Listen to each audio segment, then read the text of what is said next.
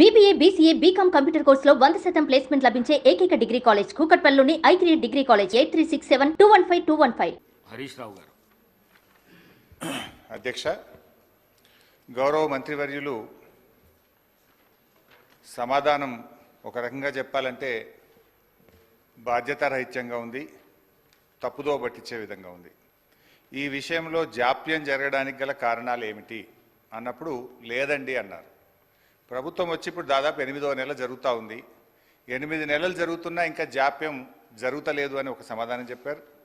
ఎప్పట్లోగా ఈ ప్రతిపాదనలు అమలు చేసి నియమిత రోజును ప్రకటించమవుతుందంటే ఇది పరిశీలనలో ఉంది అని గౌరవ మంత్రి గారు చెప్పారు. ఇది కాంగ్రెస్ పార్టీ మేనిఫెస్టో అధ్యక్ష. ఈ మేనిఫెస్టోలో page number 28 item number 14 TSRTC సిబ్బంది సంక్షేమం. ఆర్టీసీ కార్మికులను ప్రభుత్వ విలీన ప్రక్రియ పూర్తి చేసి 2 PRCల బకాయిలను వెంటనే చెల్లిస్తాం. వెంటనే అంటే 8 నెలలు సమయం సరిపోదా అధ్యక్ష? నంబర్ 1. నంబర్ 2, వచ్చే PRC పరిధిలోకి TSRTC కార్మికులను చేరుస్తాం. నంబర్ 3, రాష్ట్ర ప్రభుత్వ ఉద్యోగులతో సమానంగా అన్ని వసతులు సదుపాయాలు కల్పిస్తాం. నంబర్ 4, ఆర్టీసీ బస్సులను ఆధునీకరించి విస్తరిస్తాం. అధునాతనమైన సౌకర్యాలతో కొత్త సర్వీసులను ప్రారంభిస్తాం. Number 6 and the last, RTC union పునరుద్ధరణకు అనుమతి ఇస్తాం. అయితే వారితో నా సూటి ప్రశ్నలు, నేను మంత్రి గారిని విషయాల్లోకి పోకుండా సూటిగా ప్రశ్నించదలుచుకున్నాను. మొదటి ప్రశ్న, గౌరవ మంత్రి గారు ఎప్పట్లోగా ఈ అపాయింటెడ్ డేట్ను ప్రకటిస్తారు? ఏ రోజు నుంచి ఆర్టీసీ ఉద్యోగులను ప్రభుత్వ ఉద్యోగులుగా గుర్తిస్తారు? పరిశీలనలో ఉంది, చూస్తాం చేస్తామని కాలయాపన చేయడం కాదు. ఒక ఖచ్చితమైన తేదీని ఈ సభ ద్వారా ఆర్టీసీ కార్మికులకు చెప్పాలని మీ ద్వారా గౌరవ మంత్రి గారిని కోరుతా ఉన్నా. క్వశ్చన్ నెంబర్ 2, యూనియన్ పునరుద్ధరణ చేస్తామని మీరు హామీ ఇచ్చారు. ఆ యూనియన్ పునరుద్ధరణ ఎప్పట్లోగా చేస్తారు? ఈ మధ్య మాకున్న సమాచారం ఏంటంటే ప్రభుత్వం నుంచి యూనియన్ పునరుద్ధరించేది లేదు అని మీరు ఉత్తర్వులు ఇచ్చినట్టుగా మా దృష్టికి వచ్చింది. మీరు ఉత్తర్వులు ఇచ్చారా లేదా? ఇవ్వకపోతే ఎప్పట్లోగా యూనియన్ పునరుద్ధరిస్తారు? క్వశ్చన్ నెంబర్ 3, ఆర్టీసీలో చనిపోయిన కార్మికులకు గతంలో మా బీఆర్ఎస్ ప్రభుత్వం ఉన్నప్పుడు చనిపోయిన పిల్లలకు వెంటనే పర్మనెంట్ ఉద్యోగం మేము ఇచ్చేవాళ్ళం.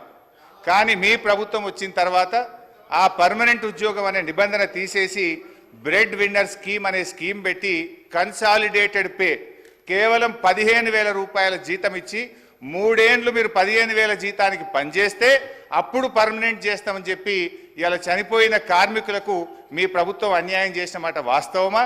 ఇది ఎందుకు తెచ్చారు? గత ప్రభుత్వం లాగా చనిపోయిన కార్మికుల పిల్లలకు వెంటనే రెగ్యులర్ ఉద్యోగం ఇవ్వాలని అడుగుతా ఉన్నాను. నంబర్ 3.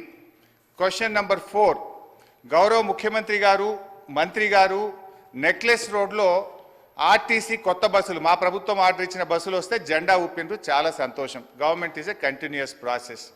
అయితే ఆ జెండా ఊపిన సందర్భంగా కార్మికులకు ఒక 300 కోట్ల చెక్కు చూపించారు ముఖ్యమంత్రి గారు.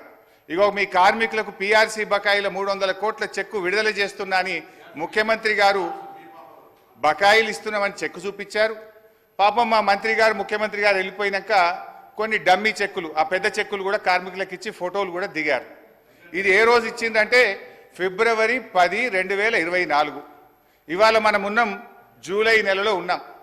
ఇప్పుడు దాదాపు 5 నెలలైనా నెక్లెస్ రోడ్ నుంచి ఆ చెక్కు బస్ భవన్కు చేరలే. ఇంకా అది ఎప్పుడు చేరుతుంది, ఎప్పుడు ఇస్తారో దయచేసి చెప్పాలని కోరుతా ఉన్నా.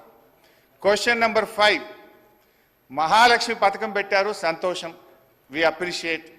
అయితే ఆ పథకానికి నెల బిల్లులు విడుదల చేయని మాట వాస్తవమా? మహాలక్ష్మి పథకం కింద రాష్ట్ర ప్రభుత్వం ఆర్టీసీకి ఇవ్వాల్సిన నిధులు ఎన్ని, ఇప్పటి వరకు ఇచ్చిన ఎన్ని, ఇవ్వకపోవడం వల్ల కార్మికుల యొక్క PF మరియు CCS డబ్బులు మళ్లించి కార్మికులకు జీతాలు ఇచ్చిన మాట వాస్తవమా? ఆ నిధులు ఎప్పట్లోగా ఇస్తారో సూటిగా చెప్పాలి. అదేవిధంగా అధ్యక్ష, ఎందుకంటే ఇవన్నీ అధ్యక్ష గతంలో ఇవాళ మేము మా ప్రభుత్వం ఉన్నప్పుడు ఆర్టీసీ కార్మికులకు ప్రభుత్వ ఉద్యోగులకు 43% ఫిట్మెంట్ ఇస్తే ఆర్టీసీ కార్మికులకు 44% ఫిట్మెంట్ ఇచ్చాం. గత తెలుగుదేశం ప్రభుత్వంలో కార్మికులకు కేవలం బడ్జెట్లో 100 కోట్లు పెట్టారు. కాంగ్రెస్ ప్రభుత్వం 200 కోట్లు పెట్టింది. కానీ మా ప్రభుత్వం 1000 కోట్లు 1500 కోట్లు 1500 కోట్లు బడ్జెట్ లో పెట్టి ఆర్టీసీ సంస్థను మేము కాపాడాలి. సార్ గౌరవ సీనియర్ శాసన సభ్యులు హరీష్ రావు గారికి తెలిసి ఇది క్వశ్చన్ అవర్ అధ్యక్ష.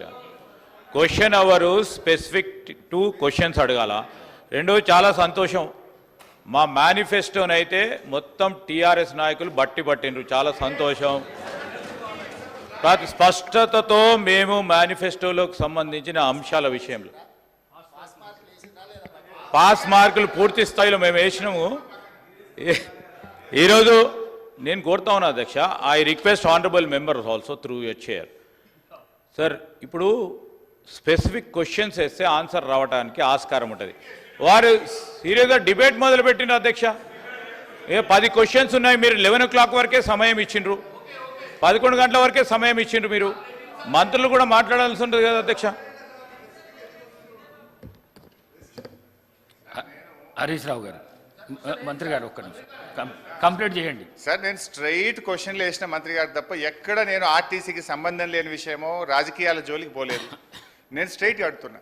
అదేవిధంగా అధ్యక్ష, ప్రభుత్వం మనము ఆర్టీసీలో దివ్యాంగులకు, విద్యార్థులకు, ప్రభుత్వ ఉద్యోగులకు, జర్నలిస్టులకు మనం రాయితీతో బస్ పాస్లు ఇస్తాం. ఈ ప్రభుత్వం వచ్చిన 8 నెలల్లో ఆ రాయితీలకు చెందిన డబ్బు ₹1 ఇవ్వని మాట వాస్తవమా? ఆ డబ్బు ఎంత, ఎప్పట్లోకి ఇస్తారు, ఇవ్వకపోవడానికి గల కారణాలు ఏమిటి? దెన్ లాస్ట్ క్వశ్చన్ అధ్యక్ష, మనకు కార్మికులకు సంబంధించి మోటార్ ట్రాన్స్పోర్ట్ యాక్ట్ ఉంటుంది. డ్రైవర్లు కానీ కండక్టర్లు కానీ 8 గంటల కంటే ఎక్కువ పని చేయకూడదని ఉంటుంది. ఇందులో మహిళా కండక్టర్లు కూడా ఉన్నారు. కానీ వాళ్ళని 16 గంటలు 18 గంటలు పని చేయించడం వల్ల పని ఒత్తిడికి లోనై దాదాపు కొన్ని వందల సంఖ్యలో కార్మికులు చనిపోతున్న మాట వాస్తవమా? మహాలక్ష్మి పథకం వచ్చిన తర్వాత ఓవర్లోడ్ కావడం ద్వారా పని గంటల భారం పెరిగి దానికి సరిపడా మీరు డ్రైవర్లను కండక్టర్లను నియామకం చేయకపోవడం వల్ల ఒక్కొక్కరు 16 గంటలు 18 గంటలు పనిచేసి కార్మికులు ఇబ్బంది పడుతున్న విషయం ప్రభుత్వం దృష్టికి వచ్చిందా? దానికి అనుగుణంగా కండక్టర్ల డ్రైవర్ల నియామకం ఎప్పట్లోగా చేస్తారు. సో మళ్ళీ ఒకసారి ఫైనల్గా దయచేసి మేము ప్రభుత్వాన్ని రాజకీయాలకు పోకుండా వెంటనే ఆర్టీసీ ఉద్యోగులను ప్రభుత్వ ఉద్యోగులుగా గుర్తించే ప్రక్రియ ఏర్పాటు చేయాలని, దాని స్పెసిఫిక్ డేట్ ఇచ్చి ఈ రాష్ట్రంలో ఎంతో ఆశలతో ఎదురు చూస్తున్న ఆర్టీసీ ఉద్యోగులకు ఈ సభ ద్వారా తీపి కబురు అందించాలని మీ ద్వారా ముఖ్యమంత్రి గారిని, మంత్రి గారిని కోరుతున్నాను. శ్రీ వేముల ప్రశాంత్ రెడ్డి గారు.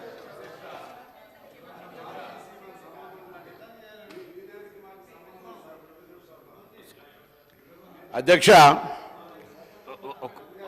దయ్యాలు వేదాలు వల్లించినట్టుగా 10 సంవత్సరాలుగా ఆర్టీసీని చంపి ఆర్టీసీ ఉంటుందా పోతుందా తీసేస్తామనేటువంటి పరిస్థితులలో ఒక ఎగ్జిక్యూటివ్ డైరెక్టర్ రిటైర్ అయిన ఎండీగా పెట్టి ఆర్టీసీకి జవాబు చెప్తున్నా మీరు జవాబు చెప్తా ఉన్నా. ఇలా 10 సంవత్సరాలుగా ఎప్పుడైతే మనం కమిటీ కాలేమో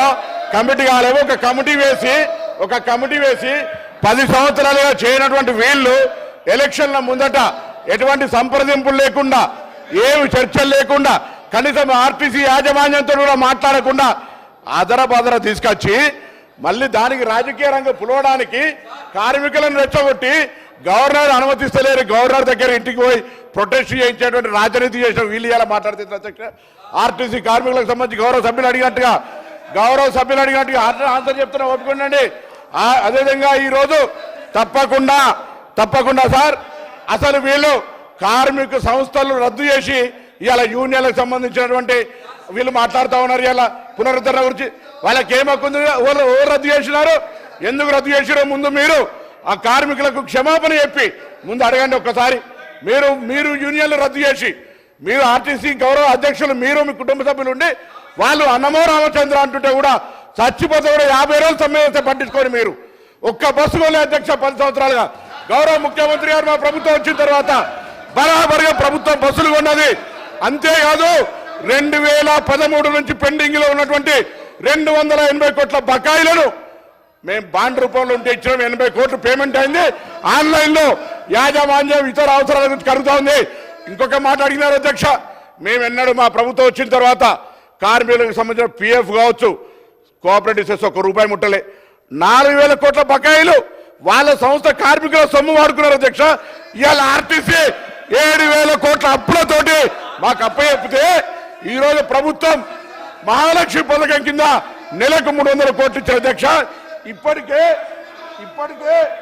70 కోట్ల మంది మహిళలు ప్రయాణం చేస్తే అధ్యక్ష 2400 కోట్ల రూపాయలు ఆ మహిళల పేరు మీద వచ్చినటువంటి సొమ్ములు 2,000 కోట్లను ప్రభుత్వం తరఫున ఆర్టీసీకి ఇచ్చినాం.